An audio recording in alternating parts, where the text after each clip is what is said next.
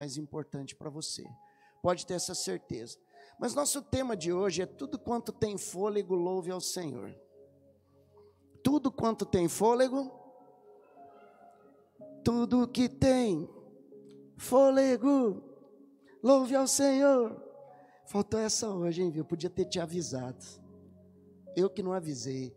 Podia ter tido essa hoje, né? Tudo que tem fôlego, louve ao Senhor. Louve ao Senhor. Eu quero te explicar o que é isso, mas primeiro vamos ler a Bíblia. Gênesis capítulo 2, versículo 7.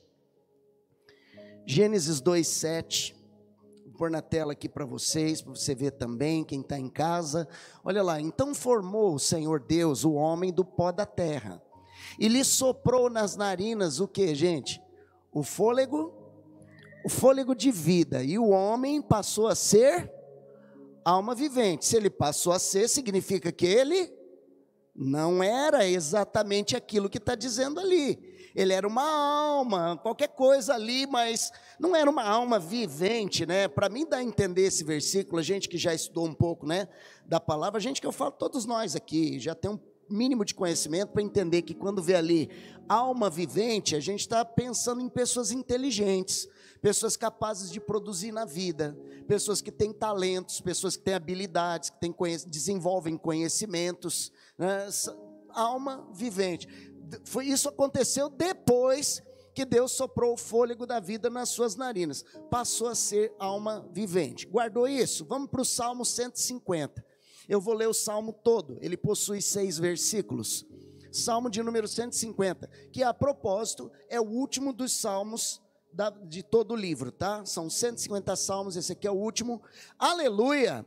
Louvai a Deus no seu santuário, louvai-o no firmamento, obra do seu poder. Louvai-o pelos seus poderosos feitos e louvai-o consoante a sua muita grandeza.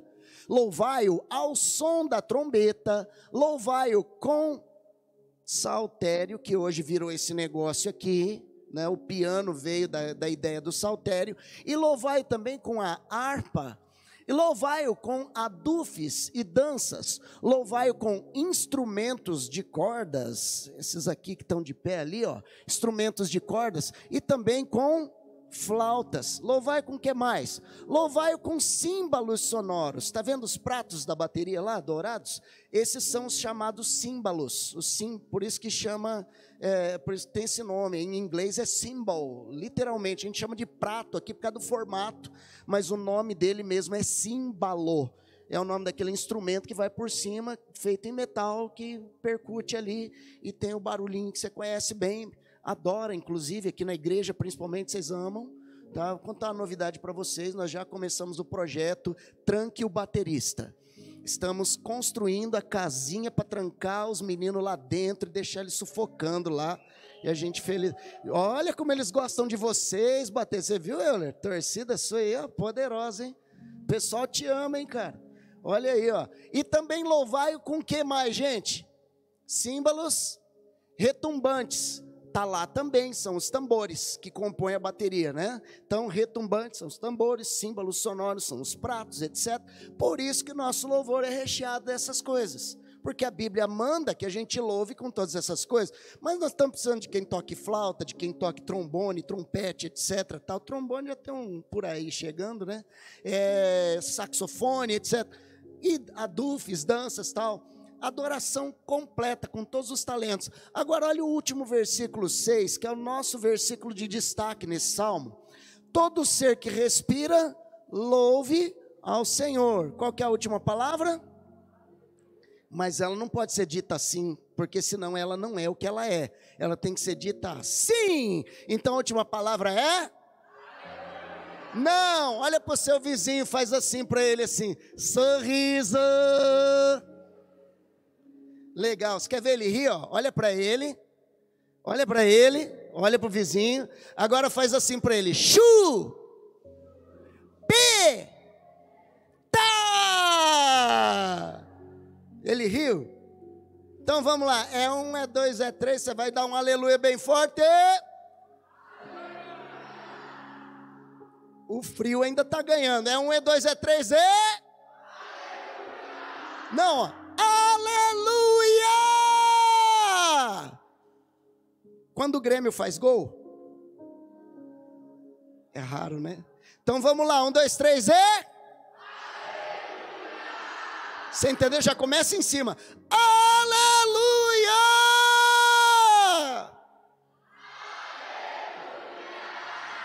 É assim que você fala a palavra aleluia, porque senão ela não faz o mínimo sentido na sua vida e você vai aprender coisa. Olha para o teu irmão e fala assim: tu vai aprender coisa hoje, filho.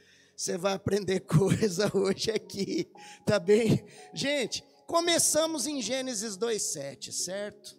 Deus sopra o fôlego de vida, o homem passa a ser alma vivente. O que é essa cena da nossa criação? E a ordem que está ali no versículo 6 do Salmo 150, tudo que tem fôlego, louva o Senhor. O que esses dois versículos têm em comum? Ali nesses dois versículos existe uma conexão com aquilo que tem de mais poderoso e literalmente aquilo que tem de mais sagrado. Não tem nada mais poderoso e nada mais sagrado do que o que possui na conexão desses dois versículos, um com o outro, que é nada mais, nada menos do que o nome próprio do Deus e Pai nosso Criador. O nome próprio de Deus. Como é seu nome? Você vai dizer para mim, 1, 2, 3 e... Foi fraco. Seu nome, 1, 2, 3 e... Olhe para o seu irmão e diga para ele, teu Deus tem um nome. Deus tem um nome que Ele mesmo disse que é o nome dele. Quando você está próximo de uma pessoa, tipo veio na igreja a primeira vez, você está ali, acabou rolando uma conversa, o que você faz? Como é seu nome? Né? Quando você vai atender um cliente lá na sua empresa, chega uma pessoa nova que você não conhece, o que você pergunta? Como é seu nome? Geralmente, o primeiro contato de um relacionamento a se aprofundar é você saber o nome, porque o nome expressa o quê? A identidade da pessoa. O nome tem muito a ver com aquilo que ela é. É por isso que em Israel não se colocava sons de nomes, dava-se significado às pessoas. É por isso que os nomes bíblicos todos têm um significado, estão associados a alguma questão real relacionada ao fato da vida daquele que nasceu. Que interessante, né? E um dia Deus, ele começou a dizer seu nome, se apresentar para algumas pessoas na Bíblia. É tanto que a gente não vai olhar para todos, mas a gente vai pegar alguma situação ou outra aqui, tá? E ambas são, dentro dessas palavras, tá? Antes dessas duas palavras conexas, eu quero destacar as palavras do Salmo aqui, tá? Todo ser que respira, louve ao Senhor, aleluia. Então, louve e aleluia. Essas duas palavras, louve e aleluia, no hebraico são a mesma palavra, exatamente a mesma palavra. Por uma questão de jogo explicativo e até um pouco poético, na língua portuguesa foi trazido para louve e depois foi falado para aleluia, que na verdade é uma palavra de pronúncia universal e que não é uma palavra só. A palavra aleluia são duas palavras juntas. Então, toda vez que você fala aleluia, aleluia só pode ser dado para um ente, é Deus. Porque o nome de Deus está inserido na palavra aleluia. Para formar a palavra aleluia, tem o nome de Deus encerra essa palavra, tá? Então, essa palavra começa, ambas, ali no louve, ela está sozinha, a primeira palavra está sozinha, e é a palavra halal. Alguns dizem halel, quem já ouviu falar dessa palavra aí? Tinha um evento católico antigo aqui, não sei se acontece ainda em Maringá, que era assim, grande, volumoso mesmo, dava muita gente, lotava, né, os ambientes, chamado halel. Quem se lembra disso? Vem daí, tá? Vem daí, esse nome vem de halal, do hebraico, tá? Que é uma palavra que compõe a formação da palavra aleluia. No português, quem quer saber a tradução? Quem aqui já ouviu alguém falar que a gente parece um bando de doido quando a gente está louvando a Deus? Alguém já ouviu falar? Eu fui numa igreja lá, todos uns malucos lá pulando, né? Se vir no Arena Jovem, então, irmão, você vai chamar a turma para internar a molecada aqui, porque realmente é um bando de doido, doido demais por Deus, todo mundo maluco, por Jesus. A palavra halal da onde vem aleluia, significa em português, literalmente do hebraico português, agir como um louco, explosão de entusiasmo, e dar uma de bobo. Em hebraico, halal, da onde vem aleluia, já é outra coisa, vou explicar, tá? Da onde vem o halal, que forma o aleluia, o aleluia, literalmente, no hebraico, no coloquial, na conversação, significa, preste atenção, agir como louco, explosão de entusiasmo e dar uma de bobo, agir que nem um bobo, né? Doidão assim, reprovado por pessoas que estão do lado de fora, não entendem o que está acontecendo e está vendo aquilo ali, fala, ai que bando de doido, olha que bando de bobo, porque não está entendendo aquela explosão de entusiasmo. Eu quero te lembrar que a palavra entusiasmo provém do grego e significa estar cheio dos deuses. Quem está cheio de Deus aí, do Espírito Santo? Isso é ser entusiasmado.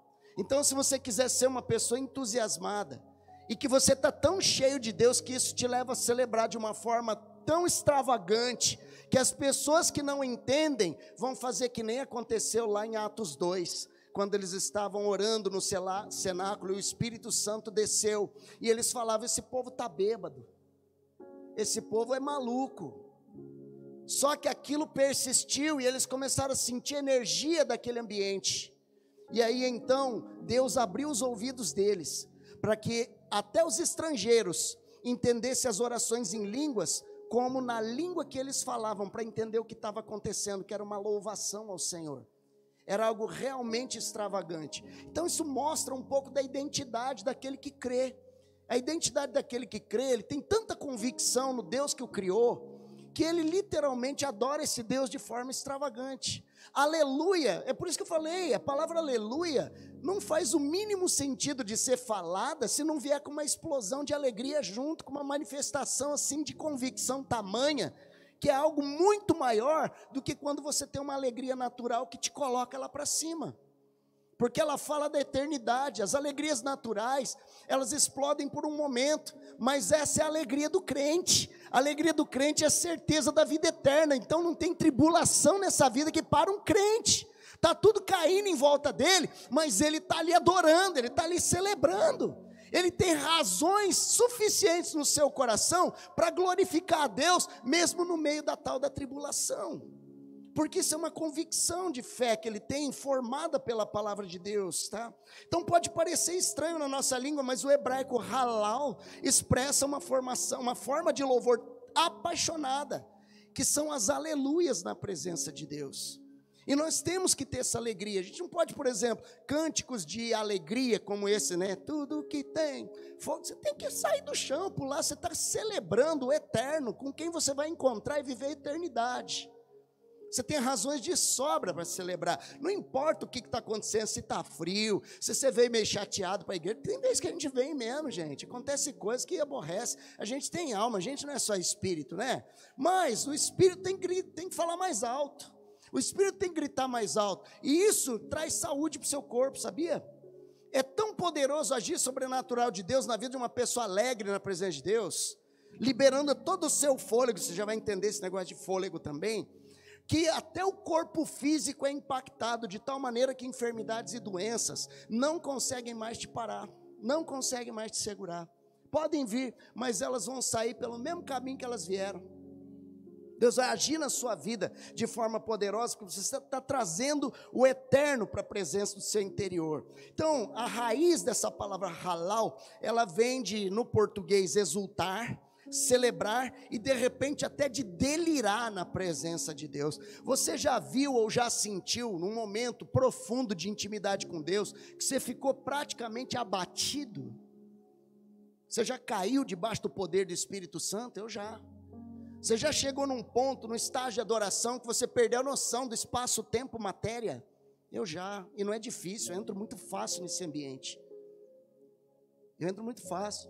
Eu tenho meu jeito, né, todo conversador, brincalhão, meu jeito de ser é muito informal, mas nas coisas de Deus eu mergulho de cabeça, eu tenho um prazer na presença de Deus. Eu não preciso de uma multidão em culto, com a mão levantada, com uma banda maravilhosa tocando, para eu entrar na presença. Eu consigo entrar na presença de Deus sozinho, lá em casa, sem nem meu teclado estar ligado.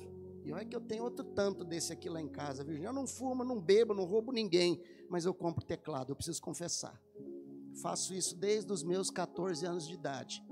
Estou com 28, por isso que eu tenho esse tanto, né? É isso. Então, seja como for, tá?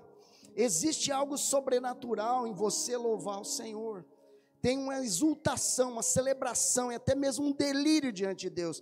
Na verdade, a palavra aleluia, como eu disse, ela é a junção de duas palavras ali do Salmo 150, versículo 6, em hebraico. Eu vou citar para você como esse salmo é dito na língua hebraica. Ali, bota de volta lá, Salmo 156. 1, 2, 3, 4, 5, 6, 7. Vamos dizer 8 palavras aqui. Em hebraico nós temos 1, 2, 3, 4.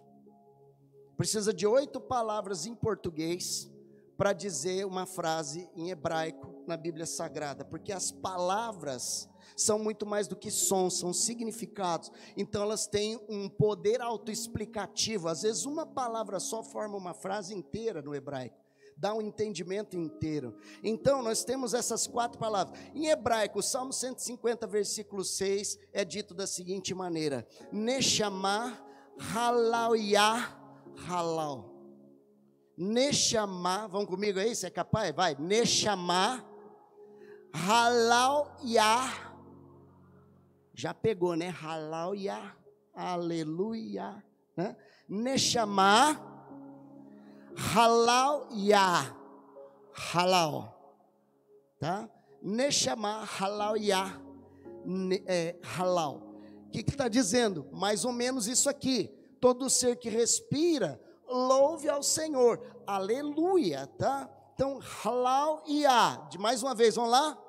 Halauyah, que é aleluia, ou seja, louve, exulte, celebre a Deus, celebre ao Senhor. Mas bispo, legal isso aí, você falou sobre 2 palavras conexas, que vão dar um sentido muito maior, a coisa do nome de Deus. Tudo certo, eu estou te explicando o aleluia, porque o nome de Deus está inserido ali no aleluia. O nome próprio, o jeito que se deve chamar uma pessoa pelo nome, está ali inserido naquele negócio, tá? Então, no versículo, põe de volta Gênesis 2:7 para nós.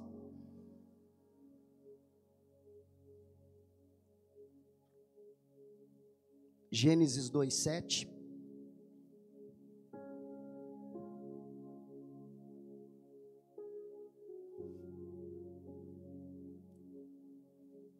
Ô Bia, eu sei que você gostou do Salmo, mas é Gênesis 2:7. Travou? E vamos lá, gente. Legal, o povo ficou feliz. Então formou o Senhor Deus ao homem do pó da terra e lhe soprou nas narinas o quê? O fôlego de vida, e o homem passou a ser alma vivente. Então diga comigo, fôlego. Qual é a palavra aqui no Gênesis 2:7 para fôlego? Neshama. Alguém já ouviu essa palavra neshama, neshamá em outro lugar? Em outro estudo, em outro momento? Quem se lembra? Por acaso você ouviu isso no Ciência e Fé? Quem está lembrado? Foi isso ou não foi?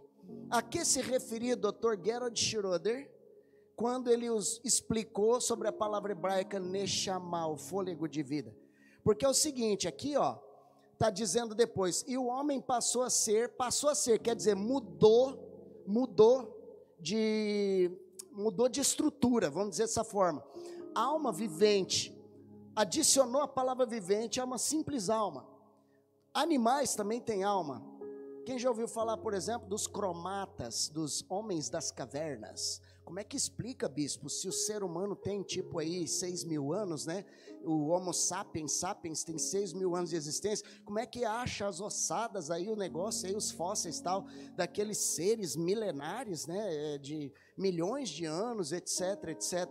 Gente, o homem passou a ser.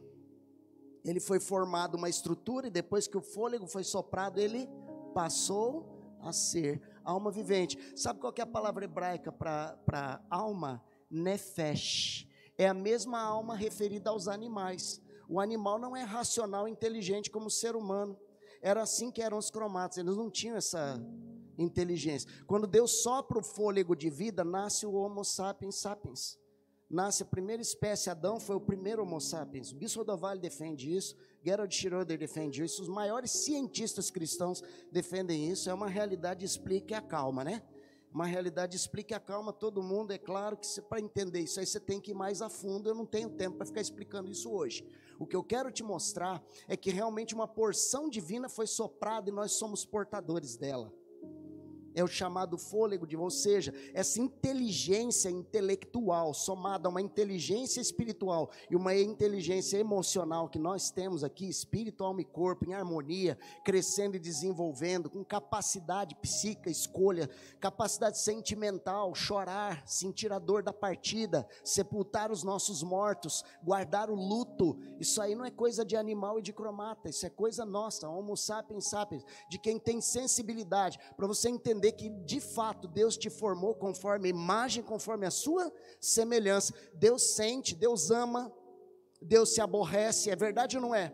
Nós somos imagem e semelhança dele, ele nos criou com essa nuance toda. Aí você é formado da matéria-prima que veio direto de Deus. Não tem como você ter nascido para dar errado. Será que você está entendendo isso?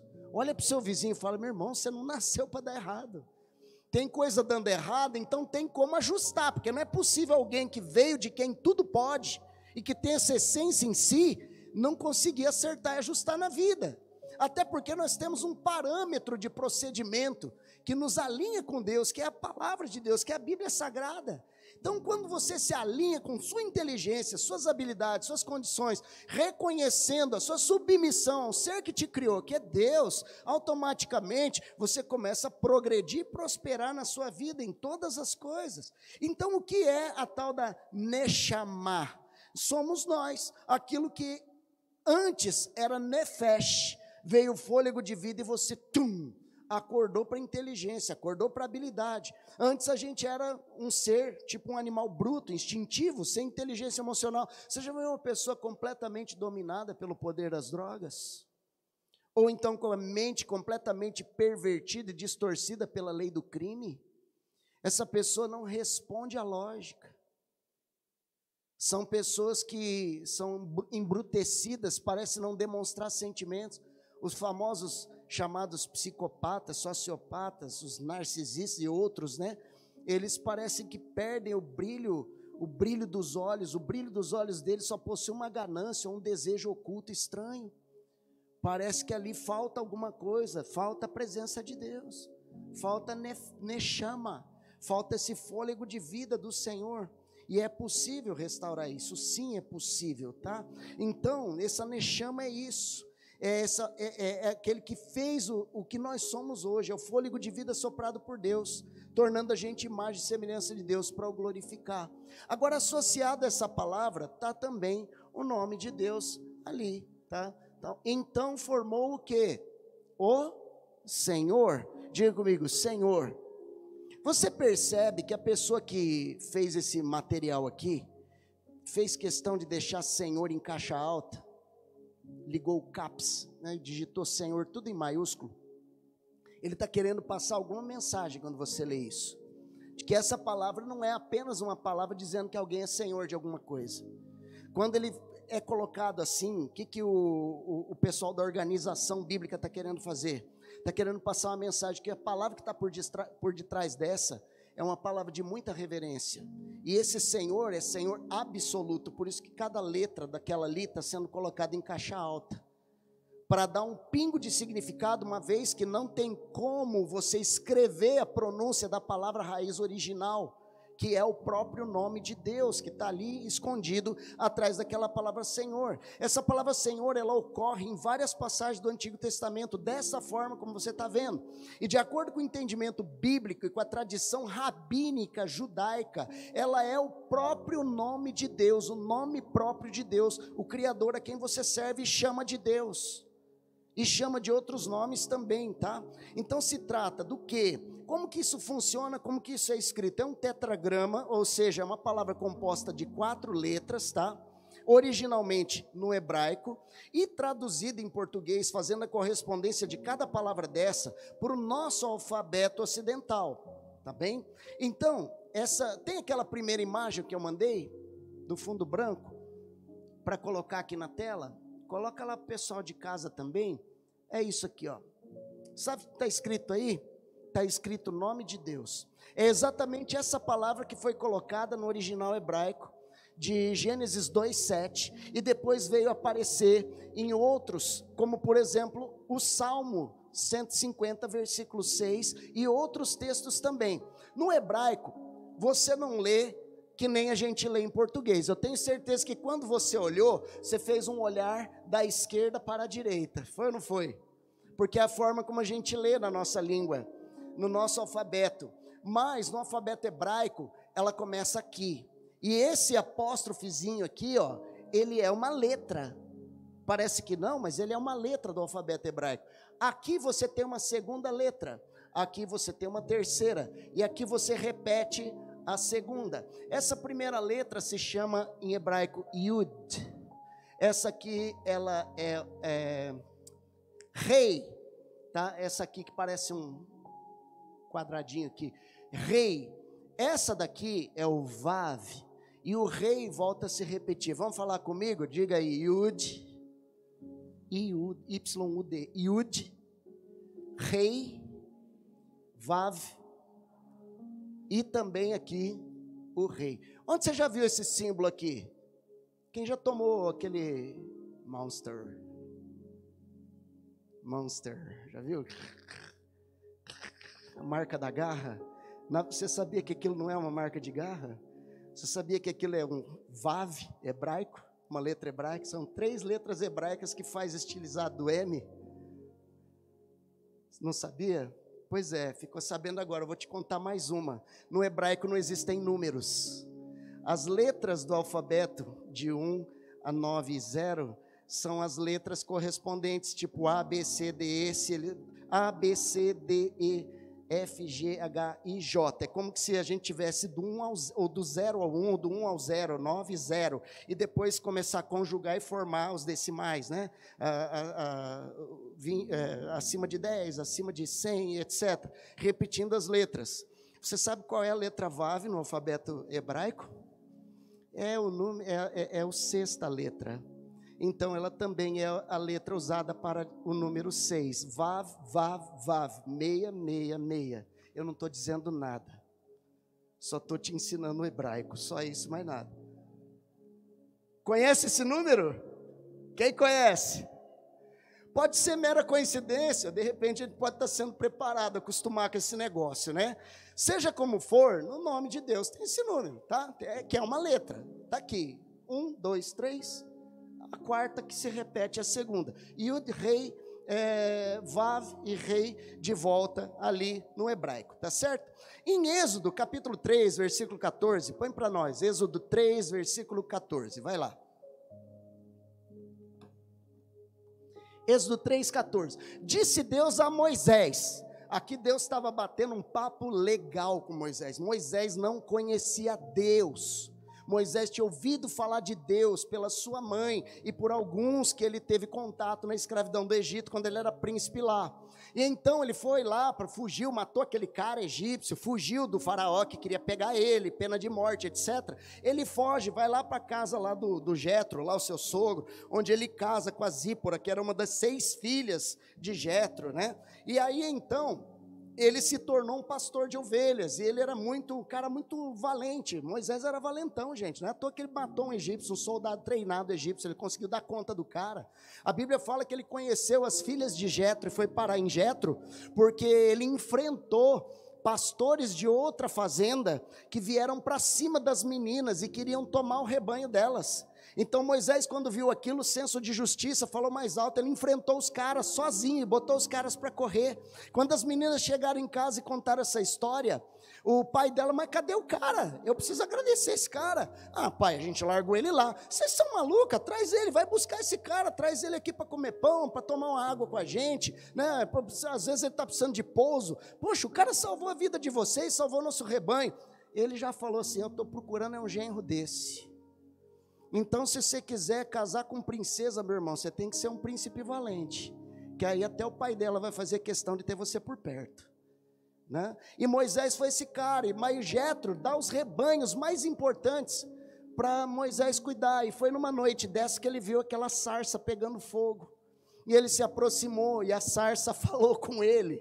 De lá de dentro da sarça veio a voz do Eterno, e falou com Moisés, e se apresentou para Moisés. E Moisés foi desenvolvendo uma conversa, e Deus foi revelando para ele que ele tinha um propósito. Não foi à toa que ele viveu naquele rio até a princesa, que ele cresceu no Egito, que ele escapou do faraó e tudo mais. Disse Deus a Moisés: está tudo em caixa alta, está lembrado? Tem alguma mensagem aqui. Qual é será? Eu sou o que sou. E disse mais: assim dirá aos filhos de Israel: eu sou, me enviou a vós outros. Tá bem? Aqui nós temos a repetição daquela palavra, do tetragrama que eu mostrei para você. Foi assim que Deus disse: esse é meu nome. Fala para o povo lá de Israel, quando você estiver lá para libertá-los, que foi eu, esse nome aqui, que enviou você, e eles vão respeitar, porque eles conheciam o nome de Deus.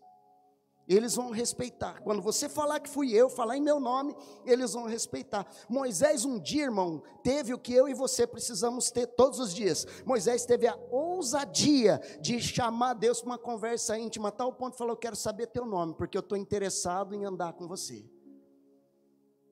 Moisés teve a ousadia de perguntar para Deus qual era o nome dele, e que nome ele deveria falar com os israelitas enquanto um enviado por esse Deus. E Deus foi gracioso, amoroso, misericordioso o suficiente para responder: YHWH, trazendo aquelas letras hebraicas para o alfabeto da nossa língua, para o alfabeto do Ocidente. Então nós vamos ter 4 letras, anota isso aí: YH, eu mandei uma dessa aí? Mandei, não mandei? Segunda? YHWH, isso, YHWH, pode deixar essa figura na tela por enquanto. Veja só, aqui a gente teria, então, agora do nosso jeito, tá?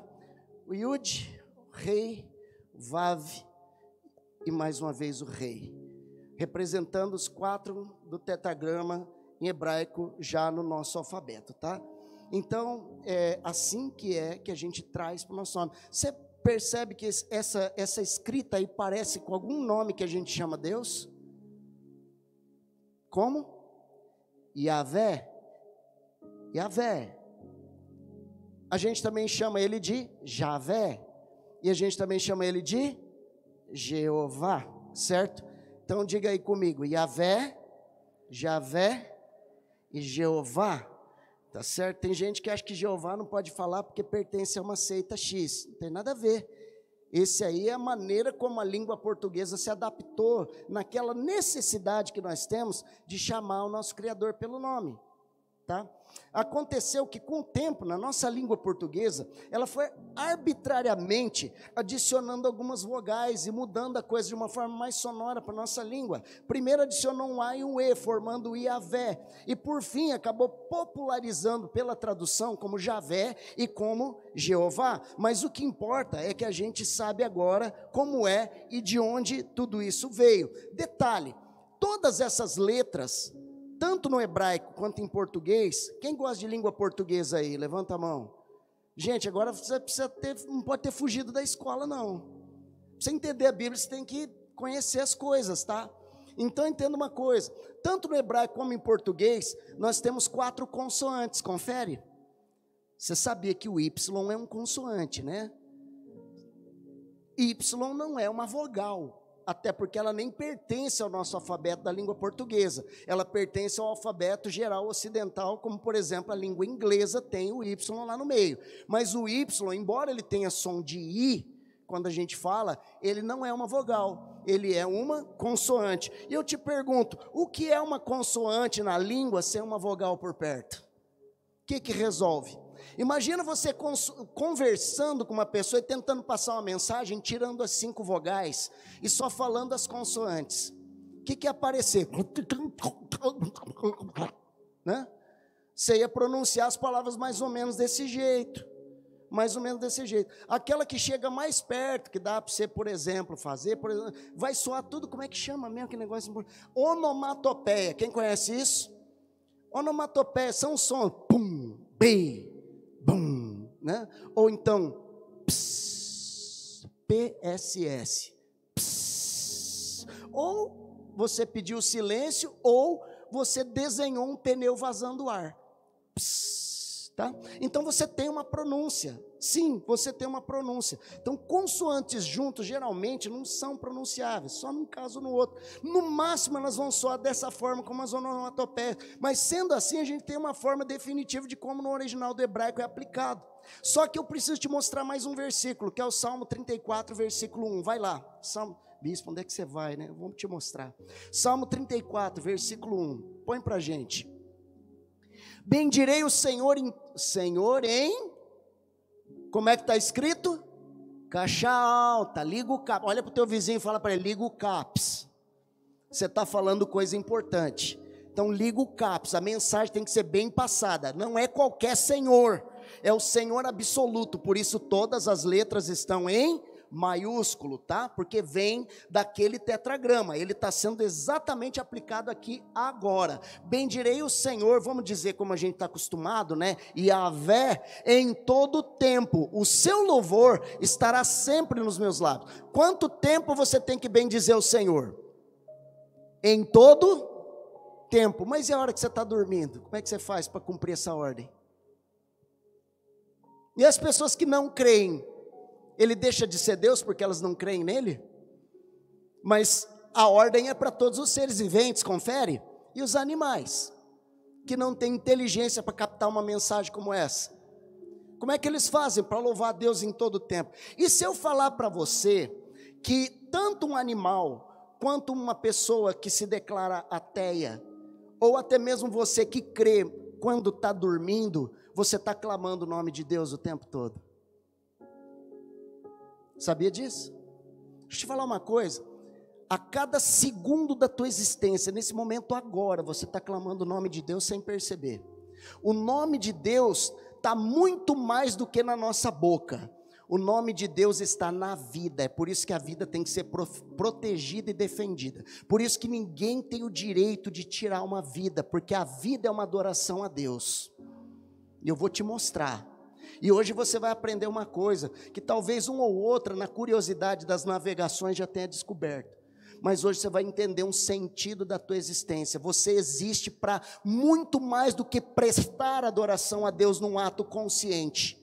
Você existe para que a tua própria vida seja um ato de adoração a Deus, ainda que você não creia. Ainda que você fosse, por exemplo, um cachorrinho, um gatinho, um animal que não tem inteligência racional como você para captar entendimentos e fazer as coisas de forma consciente. Aqui está dizendo, bendirei o Senhor em todo tempo, o seu louvor estará sempre nos meus lábios, e muito mais do que nos lábios. Como que isso é possível? Compare isso com todo ser que respira, louve ao Senhor. Cachorro não respira, gente? O que mais respira? Planta respira. De um jeito dela, mas respira.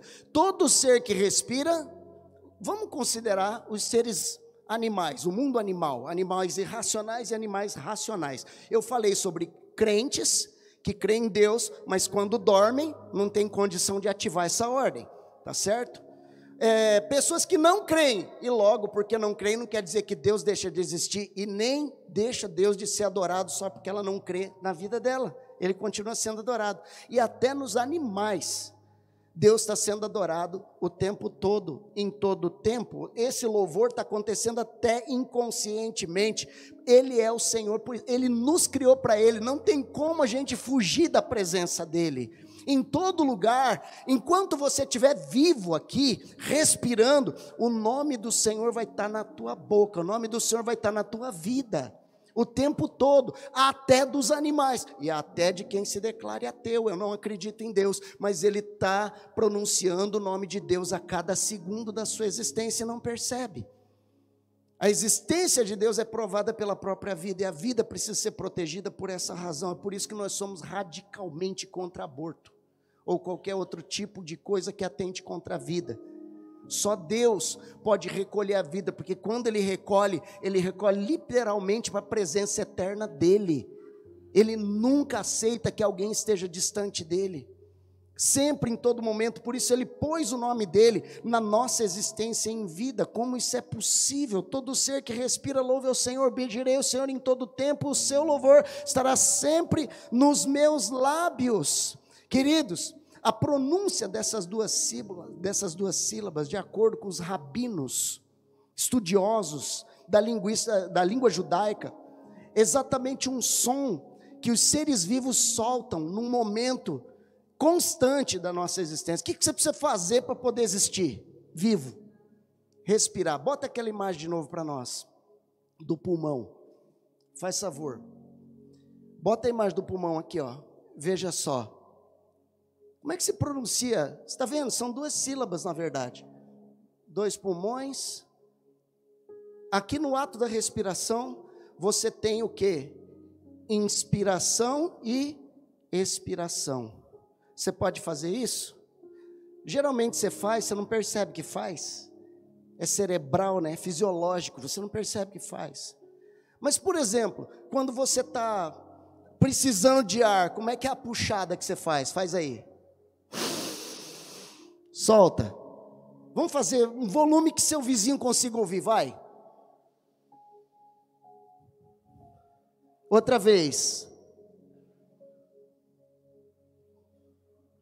O nome de Deus, impronunciável por ser vogais, só pode ser dito por uma onomatopeia.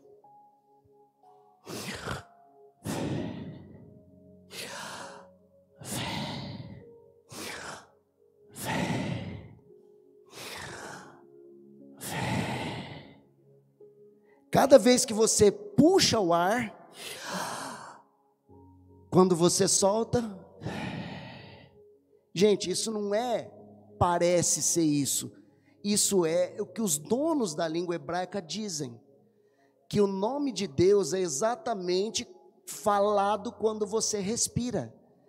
As letras em hebraica, elas dão a inspiração e a expiração, ou seja, a vida do Todo-Poderoso em nós. É por isso que os animais louvam a Deus sem razão. É por isso que o ateu louva a Deus, mesmo não crendo. A existência dele é um louvor a Deus. Ele nem sabe, ele tem tanta bronca desse negócio, mas ele está louvando a Deus. Quando você inspira, quando você solta, o tempo todo você está clamando a Deus, meu irmão.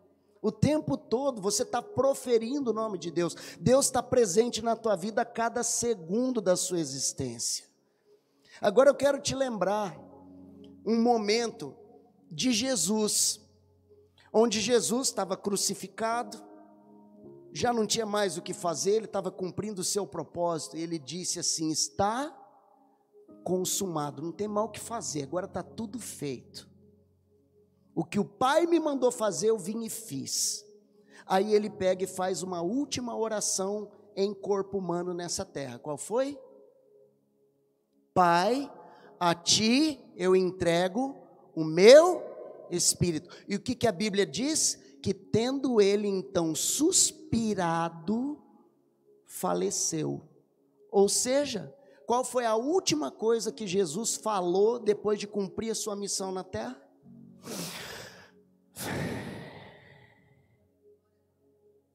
Olha que tremendo, gente. Que coisa tremenda. Isso me arrepia. Isso me arrepia. Sabe aquela criança assustada?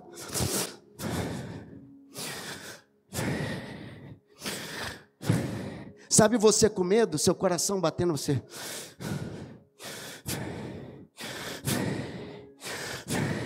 está chamando por Ele. Sabe quando você está eufórico, alegre?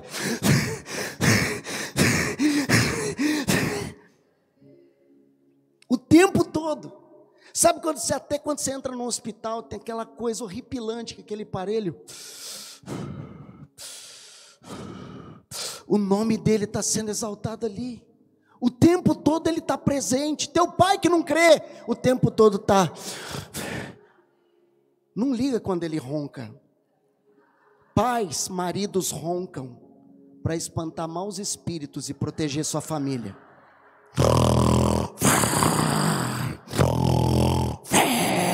Com potencial do nome de Deus, com a força do trovão. Todo ser que respira, louve ao Senhor. Aleluia. Halao. Entusiasmo. Bobão, feliz, alegre. Ia. Você sabe o que é o ia? Não tem o nosso querido José, que o Alex trouxe aqui para ganhar oração? Criancinha, não fala ainda, não anda sozinho, né? José, que carinhosamente, como é que a gente chama ele, gente? Zé. O Zé de Deus é Yah. Aleluia. Você enche o peito e solta o Yahvé junto. É a sua exultação com Deus Todo-Poderoso. Ele está presente em todo o tempo, Ele é digno de ser louvado, e até quando você não tem força, embora tenha fôlego, você está adorando e clamando o nome do Senhor. O tempo, eu oro tão pouco. Talvez você ore pouco, mas clamar é a cada segundo, você está chamando por Ele. Isso não é desculpa para não orar, hein? A cada segundo você está chamando por Ele. Quero te convidar a ficar de pé, querido. Porque em todo momento, o Senhor teu Deus está sendo exaltado. Quando um bebê nasce, qual que é a primeira coisa que acontece? Ele chama por Deus, emocionado, chorando. Quando esse bebê nasce. Pode apagar a luz, querido. Um suspiro, um gemido pesado na hora da angústia e da dor. Quando você respira enquanto dorme. E os maridos, né? Lembra? Desse jeito, né? A ofegação frenética de quem está eufórico. O último suspiro de um ser vivo que se vai. Tal qual nosso Senhor Jesus na cruz, que declarou: está consumado, Pai, a ti entrego o meu espírito. E eu quero te convidar agora a fechar os seus olhos.